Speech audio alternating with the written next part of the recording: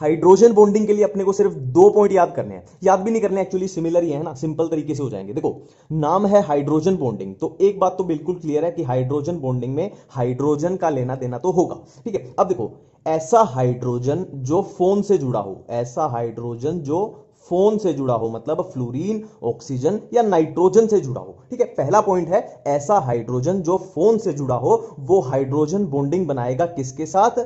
Phone के साथ। ठीक है, बिल्कुल सिमिलर पॉइंट है। ठीक है, हाइड्रोजन बॉन्डिंग पढ़ रहे हैं तो हाइड्रोजन का लेना देना तो होगा। तो हमने 2 पॉइंट किए कि ऐसा हाइड्रोजन जो फोन से जुड़ा हो, वो हाइड्रोजन बॉन्डिंग बनाएगा किसके साथ? फोन के साथ। देखो, मैंने अभी जो भी बोला आपको इजीली समझ में आ जाएगा। देखो, मैं आपको 2 कंडीशन बताता हूं। देखो, ये है CH4 और यहां पे है हमारे पास ये HF। ठीक है, अब आपसे पूछ लिया जाए कि इनमें हाइड्रोजन बॉन्डिंग यहां होगी कि नहीं होगी। अब देखो, पहली कंडीशन हमारी क्या थी कि ऐसा हाइड्रोजन जो फोन से जुड़ा हो, मतलब फ्लोरीन, ऑक्सीजन या नाइट्रोजन से। यहां पे कार्बन है, मतलब ये पहली कंडीशन सेटिस्फाई नहीं हो रही। दूसरी कंडीशन सेटिस्फाई हो रही है कि यहां पे फोन होना चाहिए, पर ये कंडीशन सेटिस्फाई नहीं है, तो यहां पे हाइड्रोजन बॉन्डिंग नहीं होगी। अब दूसरी कंडीशन मैं आपको देता हूं, मान लो ये है HF और ये है HF। ठीक है, अब इसमें आपसे पूछ लिया जाए कि हाइड्रोजन बॉन्डिंग होगी कि नहीं होगी। तो पहला स्टेप वाइज देखना है कि ऐसा हाइड्रोजन जो फोन से जुड़ा हो, मतलब यहां पे फ्लोरीन है तो पहली कंडीशन सेटिस्फाई। तो ऐसा हाइड्रोजन जो फोन से जुड़ा हो, वो फोन के साथ, मतलब फ्लोरीन, ऑक्सीजन या नाइट्रोजन के साथ। तो यहां भी फोन अपना सेटिस्फाई हो रहा है, मतलब ये हाइड्रोजन बॉन्डिंग होगी। तो ये मेरे ख्याल से आपको समझ में आ गया।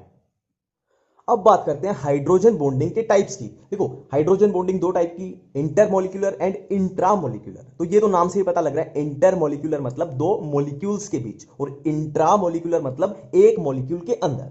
तो पहले हम देखते हैं इंटरमोलिक्यूलर। तो नाम से ही पता लग रहा है, सिंपल सा इसका एग्जांपल वही ले लेते हैं, HF। तो इसमें सिंपली क्या होगा? देखो, फ्लोरीन की इलेक्ट्रोनेगेटिविटी ज्यादा, तो इस पे आ जाएगा डेल्टा नेगेटिव, इस पे डेल्टा पॉजिटिव, इस पे भी ऐसे डेल्टा पॉजिटिव, इस पे डेल्टा नेगेटिव, इस पे डेल्टा पॉजिटिव, इस पे डेल्टा नेगेटिव। तो ये पॉजिटिव और नेगेटिव के बीच थोड़ा अट्रैक्शन हो जाएगा, पॉजिटिव और नेगेटिव के बीच थोड़ा अट्रैक्शन हो जाएगा। तो ये एक मॉलिक्यूल, ये एक मॉलिक्यूल, ये एक मॉलिक्यूल। तो मॉलिक्यूल्स के बीच में जो बॉन्डिंग हो रही है उसको हम बोल देंगे इंटरमॉलिक्यूलर, 2 मॉलिक्यूल्स के बीच।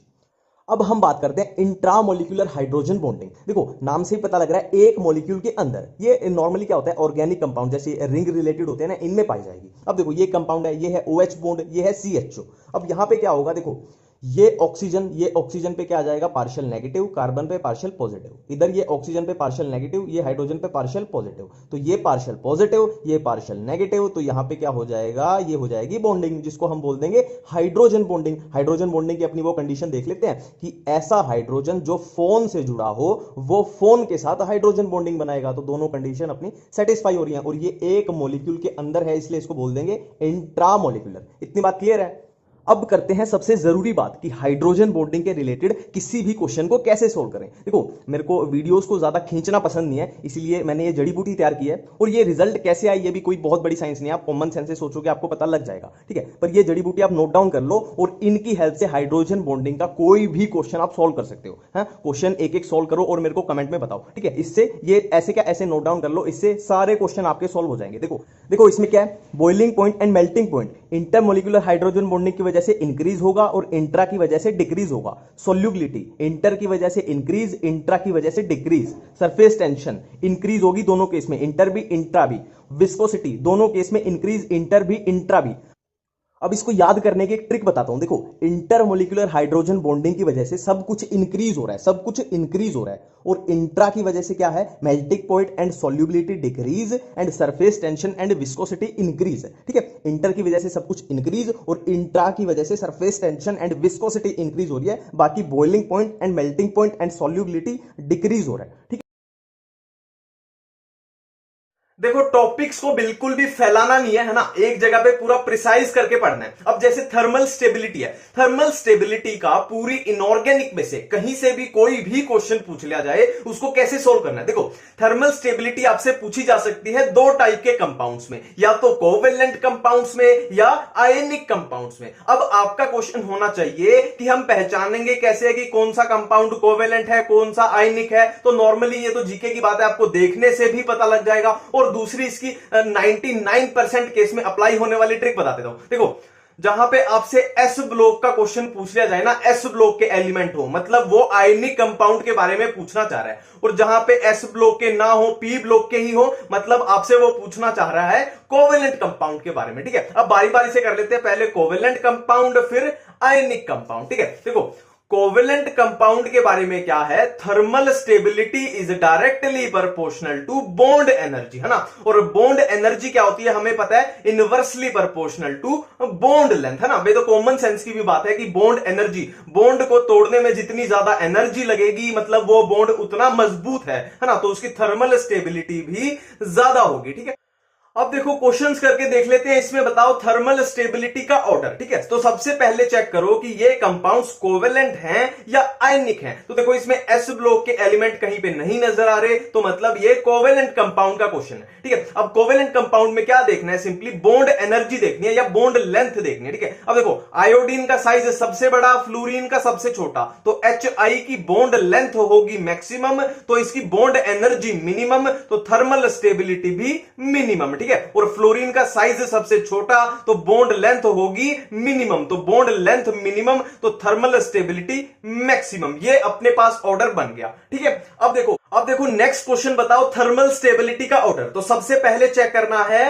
कोवेलेंट कंपाउंड है या आयनिक कंपाउंड है। ठीक है, अब फिर से इसमें एस ब्लॉक के एलिमेंट नहीं नजर आ रहे, मतलब ये कोवेलेंट कंपाउंड है। तो सिंपली क्या देखना है, बॉन्ड एनर्जी या बॉन्ड लेंथ। ठीक है, देखो नाइट्रोजन सबसे छोटा, ठीक है, और ये आर्सेनिक सबसे बड़ा साइज में, तो नाइट्रोजन और हाइड्रोजन की जो बॉन्ड लेंथ होगी वो होगी मिनिमम और इसकी होगी मैक्सिमम। अब इसकी बॉन्ड लेंथ ज्यादा है तो बॉन्ड एनर्जी या थर्मल स्टेबिलिटी हो जाएगी इसकी मिनिमम। ठीक है, और इसकी मैक्सिमम, क्योंकि इसकी बॉन्ड लेंथ कम है। क्लियर है। अब कोवेलेंट कंपाउंड्स के बाद बात करने वाले हैं आयनिक कंपाउंड्स की। ठीक है, देखो आयनिक कंपाउंड्स में आपके पास क्या होगा, या तो मोनो एटॉमिक कटायन या अनायन मिलेंगे, या पॉली एटॉमिक कटायन या अनायन मिलेंगे। ठीक है, अगर मोनो एटॉमिक मिले तो क्या है, thermal stability is directly proportional to lattice energy, और लैटिस एनर्जी क्या होती है, चार्ज अपॉन साइज। ठीक है, lattice energy directly proportional to charge, inversely proportional to size. अगर पॉली एटॉमिक मिले तो क्या होगा, thermal stability is directly proportional to polarization, और पोलराइजेशन हमने पिछली वीडियो में किया था,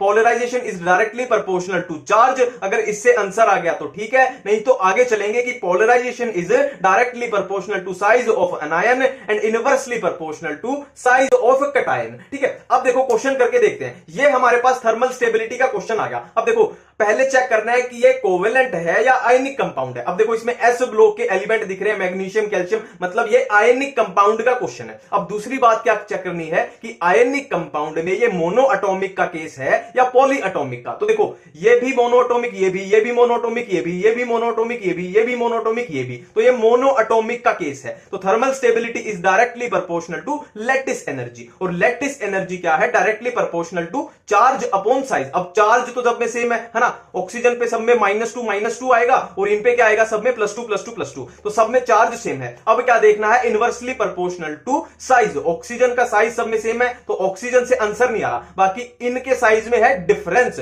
जिसका साइज सबसे छोटा उसकी थर्मल स्टेबिलिटी सबसे ज्यादा, बेरिलियम स्मॉलेस्ट और ये है लार्जेस्ट, तो ये अपने पास ऑर्डर बन जाएगा। क्लियर है। अब देखो नेक्स्ट क्वेश्चन, एक और क्वेश्चन। सबसे पहले चेक करो कि ये कंपाउंड्स कोवेलेंट हैं या आयनिक हैं। तो एस ब्लॉक के नजर आ रहे हैं, lithium, sodium, potassium S block के हैं, मतलब ये आयनिक कंपाउंड्स हैं। अब देखो कि मोनो एटॉमिक कटायन या अनायन है या पॉली एटॉमिक है। ये भी mono mono mono mono mono mono mono सारे मतलब मोनो एटॉमिक का केस है। तो thermal stability is directly proportional to lattice energy and lattice energy is directly proportional to charge upon size. ठीक है, चार्ज सब में सेम है, +1 -1 +1 -1 +1 -1, सब में चार्ज सेम है। तो साइज देखते हैं, जिसका साइज सबसे छोटा उसकी थर्मल स्टेबिलिटी सबसे ज्यादा, लिथियम सबसे छोटा, रुबिडियम सबसे बड़ा, तो ये मिनिमम और ये लिथियम वाला हो जाएगा मैक्सिमम। ठीक है, अब एक और एग्जांपल करते हैं। तो सबसे पहले क्या है, अपना बेसिक रूल चेक करना है कि ये कंपाउंड्स आयनिक है या कोवेलेंट है। तो एस ब्लॉक के नजर आ रहे हैं, लिथियम, सोडियम, पोटेशियम, मतलब ये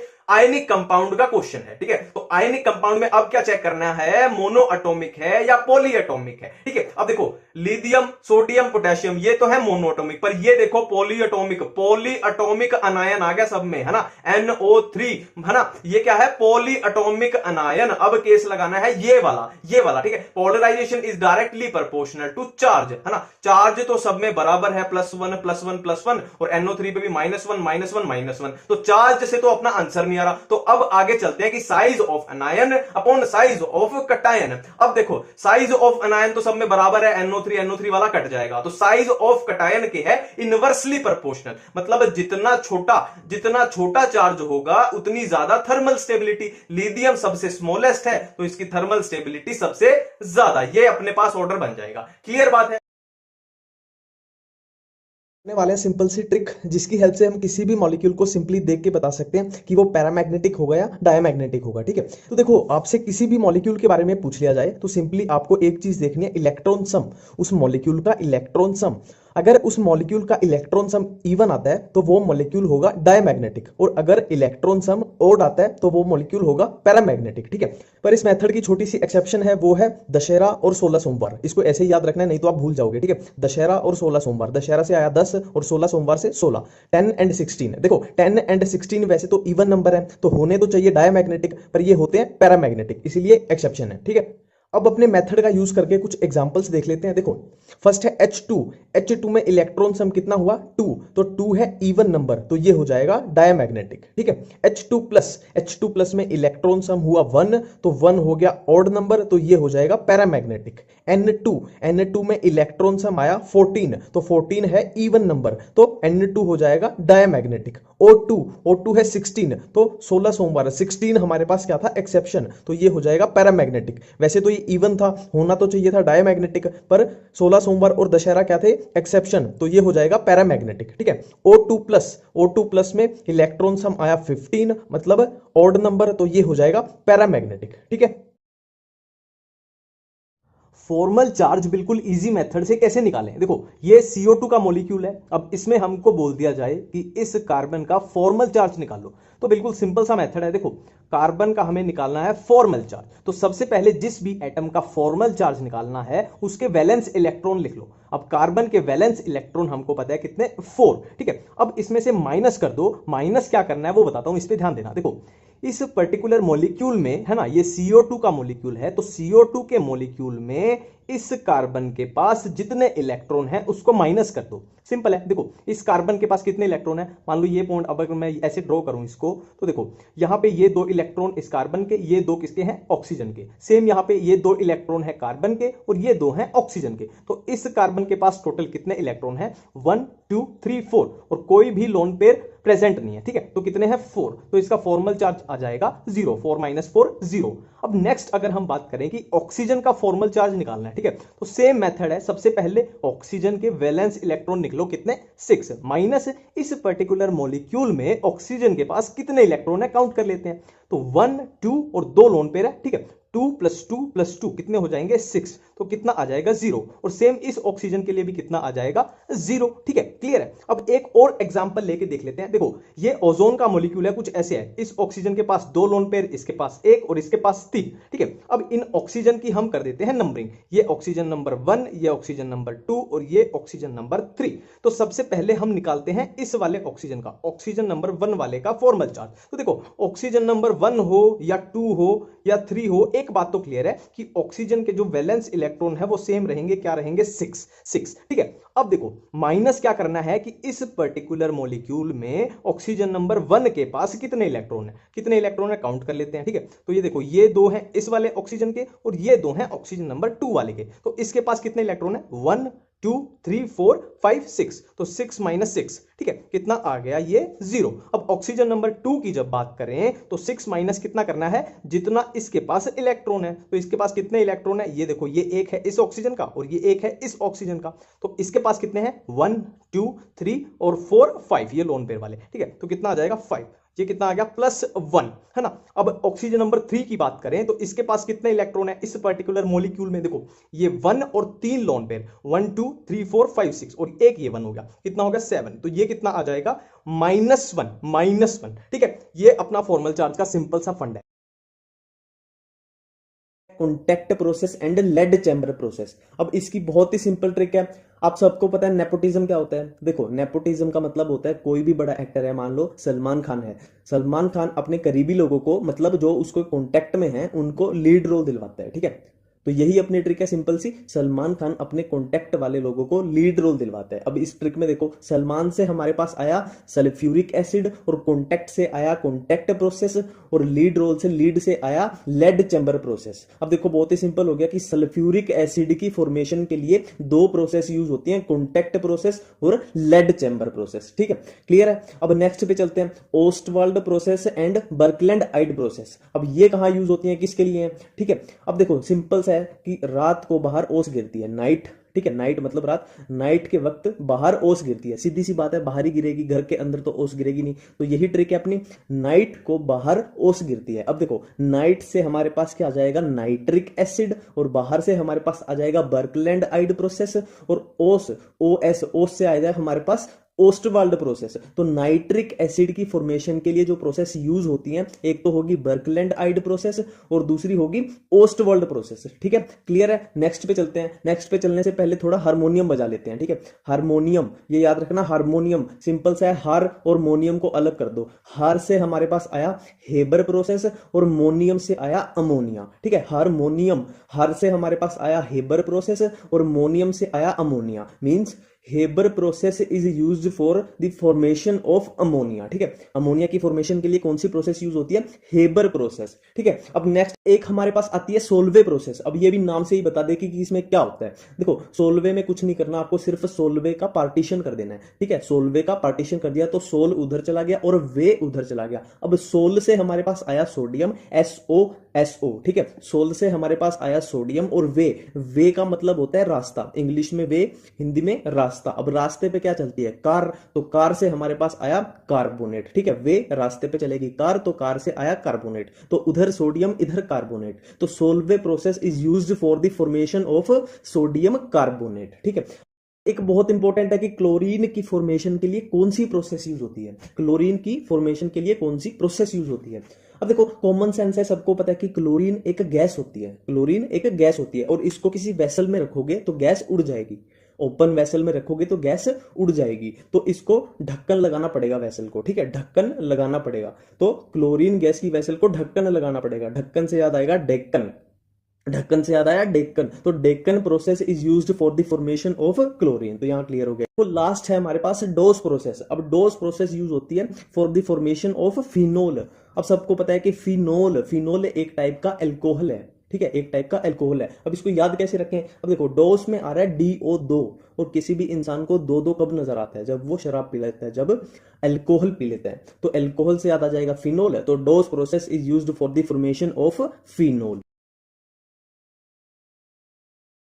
इस वीडियो में हम बात करने वाले हैं इनर्ट पेयर इफेक्ट के बारे में। देखो सबसे पहली बात करते हैं कि इनर्ट पेयर इफेक्ट होता कहां पे है। देखो नॉर्मली कहां पे, boron family, carbon family, nitrogen family and oxygen family. पहली बात बिल्कुल क्लियर है।